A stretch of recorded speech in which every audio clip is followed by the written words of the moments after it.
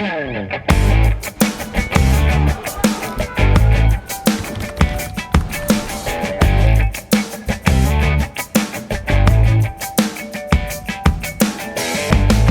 programa de hoje, vamos conversar com o professor Fábio Guedes. Ele é economista e também secretário executivo da Iniciativa para a Ciência e Tecnologia no Parlamento Brasileiro. Vamos falar sobre a importância da ciência e tecnologia para o país, os principais projetos que estão tramitando na Câmara e no Senado, como também a importância de que seja transformada ou reconhecida como uma política de Estado. Professor Fábio Guedes, seja bem-vindo ao nosso programa Espaço Cidadão. Muito obrigado, Robson, pelo convite. É uma satisfação participar do programa Espaço Cidadão. Esperamos contribuir com o debate, especialmente sobre ciência, tecnologia, inovação e educação, e também informar melhor o seu público. Obrigado, professor. Eu gostaria de iniciar a nossa entrevista pedindo que o senhor explicasse um pouquinho, o que é exatamente o ICTP e qual é a sua principal missão.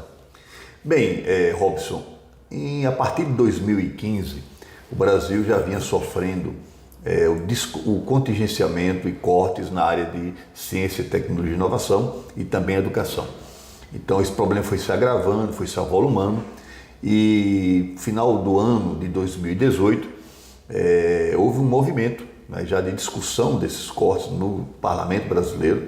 Esse movimento ele teve uma liderança muito importante do ex-deputado federal Celso Pancera, também ministro da Ciência, Tecnologia e Inovação na época do governo Dilma. E esse movimento, discutindo essa situação caótica no Brasil, resolveu criar uma iniciativa que congregasse 8 grandes entidades, que foram as entidades que passaram a discutir mais intensamente e articuladamente os problemas de financiamento à ciência brasileira. Então, em maio de 2019, na Câmara dos Deputados, foi lançada a Iniciativa para a Ciência, Tecnologia e Inovação no Parlamento Brasileiro. Essa iniciativa, ela reúne 8 grandes entidades. A Academia Brasileira de Ciências, a Sociedade Brasileira para o Progresso da Ciência, o Conselho Nacional das Fundações Estaduais de Amparo à Pesquisa, CONFAP, o Conselho Nacional dos Secretários de Estados da Ciência e Tecnologia, que é o CONSECT, o Conselho dos Reitores dos Institutos Federais, o CONIF, o Conselho também das Fundações de Apoio às Universidades, que é o CONFIES, e também o Instituto Brasileiro de Cidades Inteligentes, Humanas e Inovadoras, o IBRASFIX. Então aí, Robson, você tem praticamente um grosso da comunidade científica acadêmica e também onde se financia boa parte da pesquisa brasileira, as fundações estaduais, por exemplo, e onde se executa a pesquisa brasileira são as universidades e nossos institutos federais. Perfeito. Estamos conversando com o professor Fábio Guedes, economista e também secretário executivo da Iniciativa para a Ciência e Tecnologia no Parlamento Brasileiro. Professor Fábio Guedes, e quando a gente pensa, por exemplo, na importância da ciência, tecnologia e inovação para o país, eu queria que o senhor falasse um pouco sobre esse tema, porque ainda há muitas pessoas que resistem, que acham que não tem valor a ciência, a tecnologia, que acham que a educação, as universidades só tem baderna ou balbúrdia.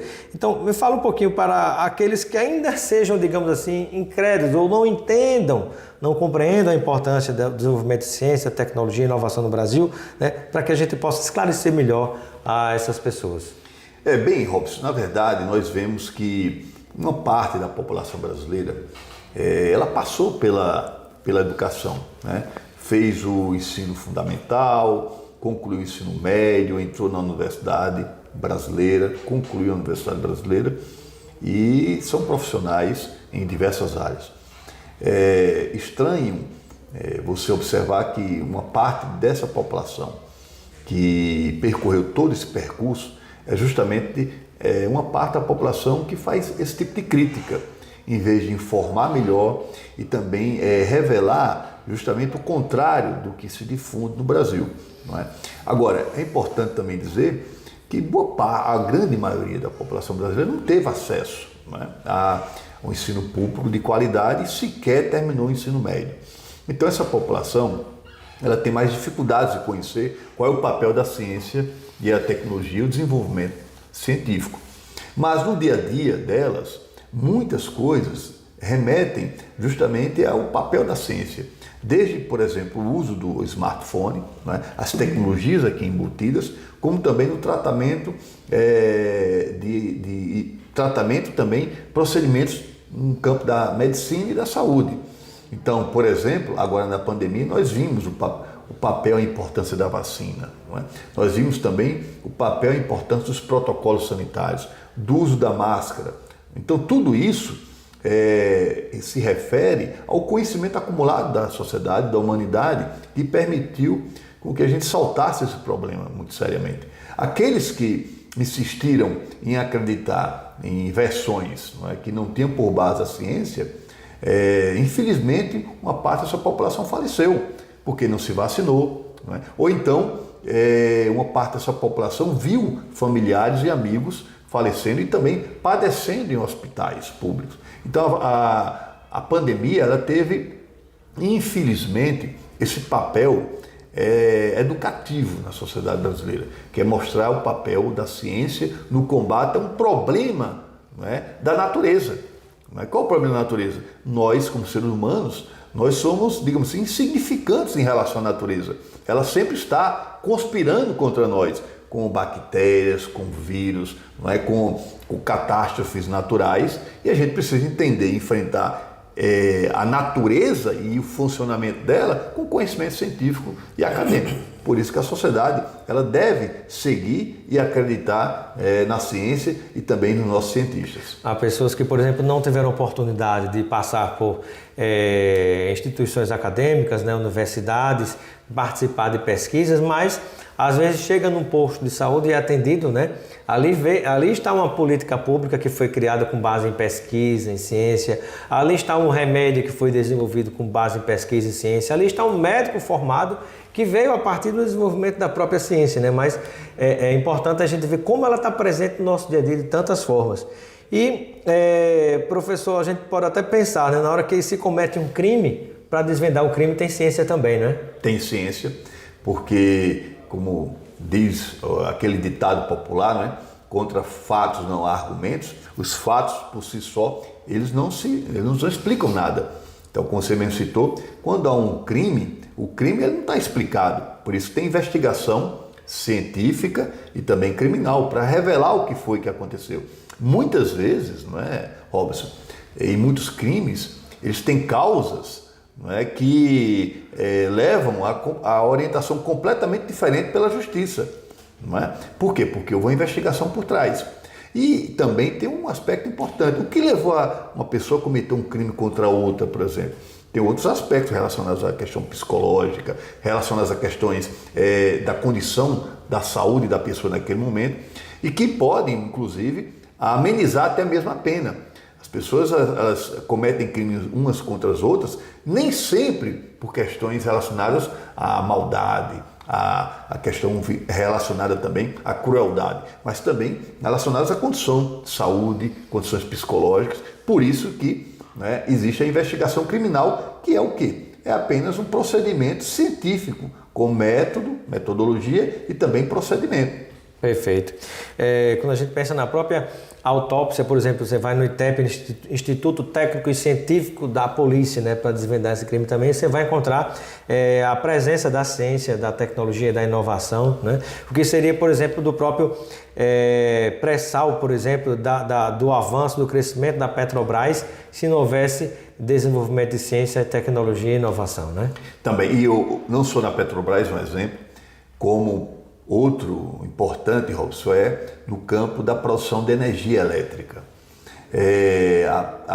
Pelo menos há 40 anos atrás, o Brasil vivia na base do quê? Do carvão, não é? E também no carvão mineral e vegetal. Eu me lembro muito bem, 40 anos atrás, você passava por uma padaria, né? A principal fonte de energia daquela padaria era a lenha. Você desmatava para fazer o pão. O pão de um lado, a fumaça preta subindo. Né? Hoje não é mais assim. Por quê? Porque nós produzimos energia. E para produzir energia exigiu muito de áreas do conhecimento científico, matemática, física, química, engenharia elétrica. Então o Brasil, por exemplo... Quando não chega o gás natural encanado naquela padaria ou pizzaria, né? Então o Brasil ele teve um papel importantíssimo, né, no desenvolvimento científico e tecnológico no campo da energia, e nós dominamos a tecnologia de construção de grandes hidrelétricas. Então, para você ter uma ideia, Sobradinho, em Pernambuco, era um grande lago e virou de repente uma grande hidrelétrica porque nós enfrentamos uma crise, não é? No consumo de petróleo nos anos 70, no qual o preço do petróleo foi lá para cima, e petróleo é uma das fontes de energia principais naquela época para o Brasil, e nós transformamos um lago numa grande hidrelétrica. E assim veio Itaipu, veio Xingó, veio Sobradinho e veio outras grandes usinas. Então isso é importante porque o público saiba que o conhecimento científico e tecnológico nos permite a sairmos de situações inusitadas provocadas pela natureza, como também situações e dilemas colocados pelo contexto histórico para a gente poder dar um salto na qualidade de vida, não é? Hoje, é claro, você tem um grande problema no Brasil que é de saneamento, né? Tratamento do esgoto, não é? Claro que tem muitos milhões de famílias ainda sem a água encanada chegando na sua residência. Mas uma grande parte da população já tem hoje água encanada em casa, né, chegando na torneira. Veja que impressionante isso. Há 70 anos atrás, 50 anos atrás, as pessoas elas tomavam banho na base da cacimba, da cuia, não tem chuveiro elétrico. Né? Então isso significa estudo, desenvolvimento tecnológico, né? E aumento de bem-estar social, pesquisa de como melhor fazer as coisas. E o conhecimento acumulado vai servindo para você resolver outros problemas e outros dilemas da sociedade. Professor Fábio Guedes, né, economista, aqui conosco hoje no Espaço Cidadão e também secretário executivo do Instituto da Iniciativa para a Ciência, Tecnologia e Inovação junto ao Parlamento Brasileiro. Eu gostaria que o senhor explicasse para o nosso telespectador, o nosso internauta, qual a importância de se olhar para a ciência, tecnologia e inovação como uma política de Estado e não de governo. É importante porque, Robson, um país ele deve ser pensado no médio e longo prazo. Não é? Eu gosto muito de um conceito do tempo de um historiador francês chamado Braudel. Não é? Ele dizia o seguinte, que o tempo do cotidiano é o tempo que as pessoas elas estão preocupadas com o que vai comer amanhã, com a conta que vai pagar daqui a 2 dias, né? Com a fatura do cartão de crédito, com a festa do final de semana. Esse é o tempo do cotidiano. Você tem um tempo da conjuntura, que é o tempo no qual você planeja, por exemplo, um curso a fazer na universidade, né? Você planeja, por exemplo, como vai financiar a sua casa própria, como comprar e financiar um carro. Esse é o tempo da conjuntura, aquele tempo um pouco mais esticado. E tem um tempo das estruturas, que esse é um tempo importante, que é o tempo de como você forma um país, forma uma nação. Não é? Como é que você vai pensar, por exemplo, em tratar uma população que está ficando cada vez mais idosa? Não é hoje, é daqui a 30, 40 anos, mas você tem que começar hoje. É o tempo das estruturas. Então, uma política de Estado no campo da ciência, tecnologia e inovação, ela tem que ser perene e também pensar ao longo prazo, porque os problemas, eles surgem muitas vezes inesperadamente. Então você tem que estar preparado. Você não pode se preparar no momento que o problema ele aconteceu, ele veio. No caso da pandemia da Covid, ele surgiu. Não é? Imagine se nós não dominássemos a tecnologia de desenvolvimento de vacinas. Vou dar um exemplo. A gripe espanhola, no início do século XX, perfeito, bem matou, né, mais de 50 milhões de pessoas no mundo. Por quê? Porque naquele momento nós não tínhamos o conhecimento necessário para o desenvolvimento de vacinas. Só que ao longo do século XX nós fomos desenvolvendo essa capacidade, inclusive em razão da experiência da gripe espanhola. E hoje, na pandemia, muitas vezes as pessoas reclamam, mas morreu um percentual muito pequeno da população mundial. Mas sabe por que morreu um percentual pequeno da população mundial? Porque nós dominamos o que? A tecnologia de desenvolvimento de vacinas. Em cerca de 1 ano você chegou com a vacina. 1 ano chegou com a vacina e debelamos o problema muito rapidamente. Entendeu? Então, por isso que é importante você ter uma política de Estado, não é? E que essa política de Estado, inclusive no nosso caso, ela é assegurada na Constituição Federal. Temos um capítulo lá que assegura que o Estado ele é responsável pelo financiamento e fomento à ciência, tecnologia e inovação brasileira. E aí você tem o Estado garante isso, então precisamos de uma política nacional de ciência, tecnologia e inovação e o reconhecimento dos atores que fazem o Sistema Nacional de Ciência, Tecnologia e Inovação.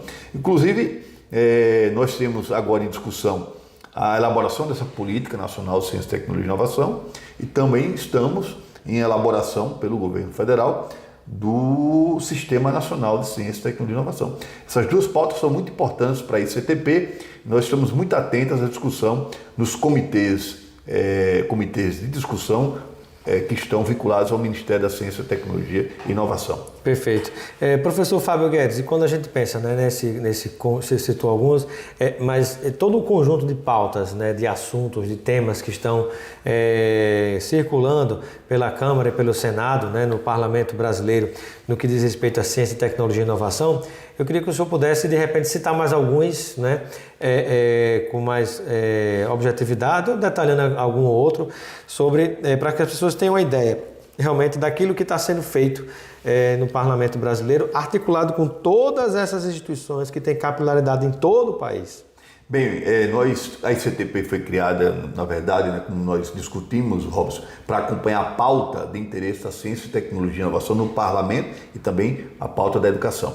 Então, nós tivemos uma vitória muito importante no ano passado, que foi um projeto de lei apresentado pelo senador Isalci Lucas, que ele proibia o contingenciamento do maior fundo que financia a ciência brasileira, que é o Fundo Nacional de Desenvolvimento Científico e Tecnológico, que vinha sendo represado desde 2016. Então ele vinha sendo represado em praticamente 90% da arrecadação do fundo. Essa lei ela foi aprovada pelo Senado, foi aprovada pela Câmara dos Deputados. O presidente da República tentou vetar essa lei, mas o Congresso Nacional derrubou o veto e hoje o Fundo Nacional de Desenvolvimento Científico e Tecnológico, ele por lei é proibido, né, ser represado. Os recursos têm que ser liberados. Só que esse ano, novamente, através de um deputado da bancada governista, né, foi apresentado um PL, novamente, onde se retirava ou se remanejava os recursos do FNDCT para as outras áreas.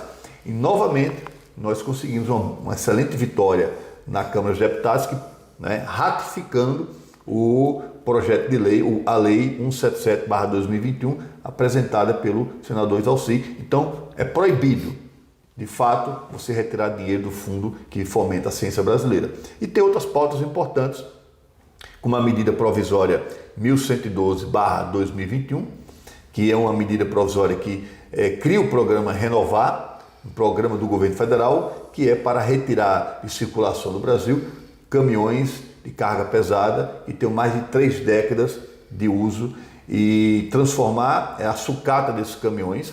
Então eles estão tentando tirar recursos da área de petróleo e gás, pesquisa na área de petróleo e gás, dos contratos da ANP com as concessionárias, tirar recursos disso para tratar do ferro velho.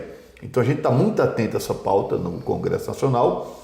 Certamente vai ser um embate muito, né, duro com a bancada governista e espero que a bancada governista também ela se conscientize que não é tirando dinheiro da ciência, tecnologia e inovação, sobretudo na área de petróleo e gás, que deu uma grande contribuição ao país, sobretudo, como você falou, justamente no desenvolvimento do conhecimento sobre o pré-sal e também sobre novos projetos na área de economia de baixo carbono, energias sustentáveis, que eólica, fotovoltaica, né?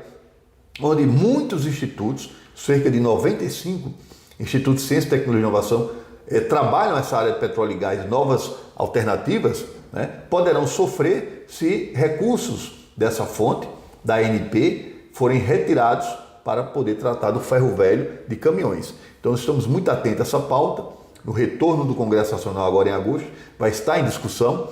E se ela passar na Câmara dos Deputados, certamente no Senado ela terá muitas dificuldades, porque a articulação com os senadores está muito forte em defesa da ciência brasileira. Perfeito. E veja em que mundo nós estamos, né? O atual governo que corta da saúde, da educação, corta da ciência e tecnologia, mas não tira o dinheiro que vai para as emendas parlamentares, para o trator, né?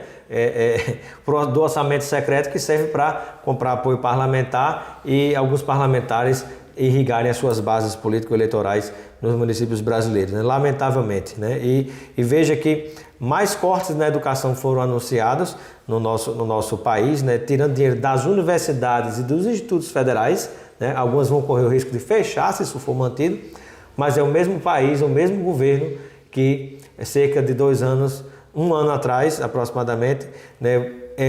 Botou tanto dinheiro no orçamento das Forças Armadas, no orçamento militar, que quase ultrapassou o orçamento da educação no país, né? Como é que a gente vai se desenvolver desse jeito, né, professor? Professor, gostaria de destacar mais algum ponto importante dentre projetos que estão circulando na área de ciência, tecnologia e inovação no Parlamento brasileiro? Eu gostaria de destacar, Robson, que não é por falta de recursos que a educação brasileira, a ciência, tecnologia e inovação estão sofrendo. O governo insiste em retirar recursos do orçamento de pastas importantes, como essas duas, e na área de saúde também, sobre a justificativa de que não podemos ultrapassar o teto dos gastos, né, que está em lei constitucional. Porque, veja, por fora do orçamento brasileiro, este ano, o governo federal já vai ter um gasto de 160 bilhões de reais no orçamento secreto e também no estágio de emergência, que vai até somente dezembro desse ano. Então são 160 bilhões, que está sendo, uma despesa, um gasto que está sendo executado fora do orçamento legal brasileiro. Então não é por falta de recursos, entendeu? Então a gente tem que pensar como país, primeiramente, revogar, não é, da Constituição brasileira esse artigo que proíbe o governo de continuar investindo em áreas primordiais, tá certo? Como a lei do teto dos gastos, que é uma coisa esdrúxula, porque a arrecadação do governo federal está crescendo. Só que você não pode aumentar as despesas porque você está amarrado numa lei que diz que as suas despesas não podem ser maior do que a taxa de inflação do ano anterior. Então, se a economia voltar a crescer, né, a receita tributária começar a crescer e você tiver mais recursos para poder financiar pastas importantes, você não pode, porque está amarrado a uma lei que proíbe, né, que a despesa não pode aumentar mais do que a taxa de inflação do ano passado. Então, é uma coisa completamente esdrúxula. Então, você não tem falta de recursos, tem recursos.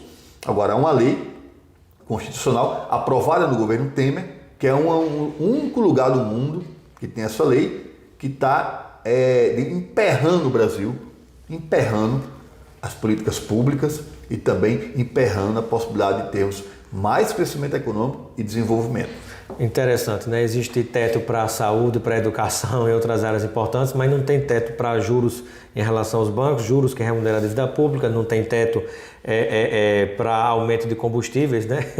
Tem umas coisas assim que são lamentáveis no nosso país.